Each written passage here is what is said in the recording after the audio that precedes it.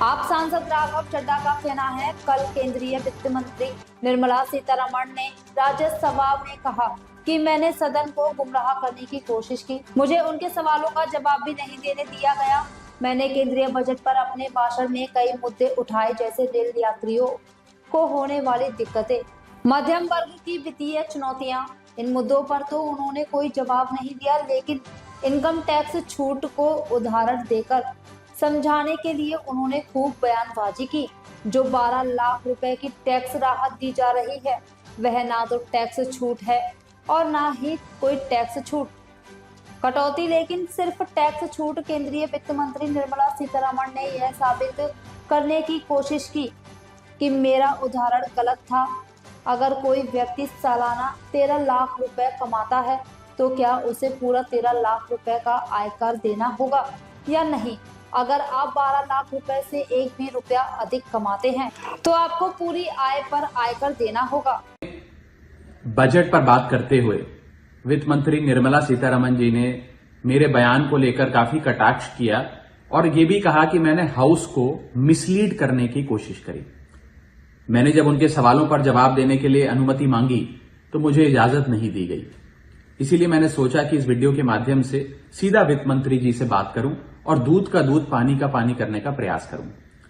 सबसे पहले तो मैंने अपने दिए गए भाषण में जो यूनियन बजट 2025-26 पर मैंने बात रखी, उसमें कई मुद्दे उठाए थे, जैसे कि रेल यात्रियों से जुड़े संबंधी समस्याएं, जैसे कि मिडिल क्लास के फाइनेंशियल चैलेंजेस, जैसे कि डोनाल्ड ट्रंप एडमिनिस्ट्रेशन द्वारा लगाए जा रहे ड्यूटीज एंड टैरिफ्स और गिरते हुए रुपए की बात रखी।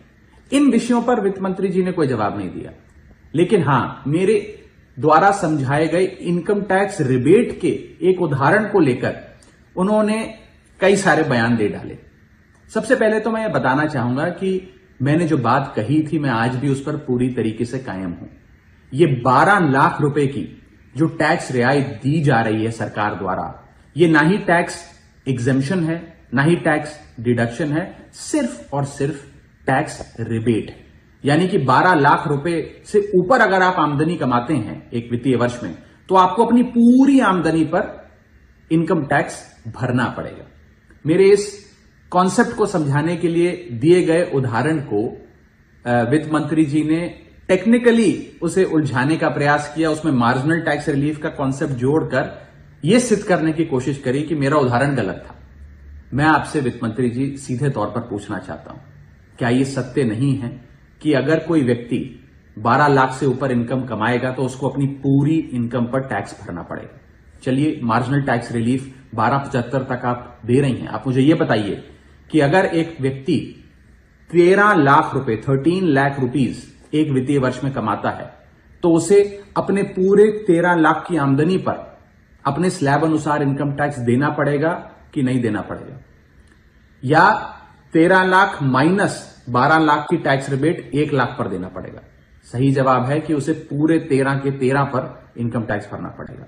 मान लीजिए कोई शख्स 12,76,000 रुपए कमाता है साल का, तो उसे पूरे 12,76,000 पे इनकम टैक्स भरना पड़ेगा, ना कि मात्र 76,000 रुपए जो उसने 12 लाख रुपए के ऊपर कमाए।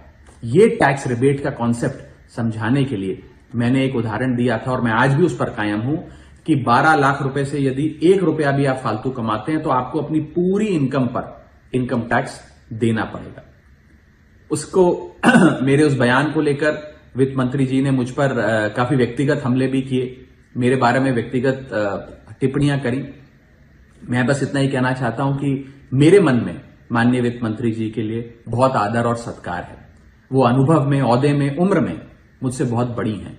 मेरा बस इतना ही कहना है कि आगे से मुझे उम्मीद है कि वित्त मंत्री जी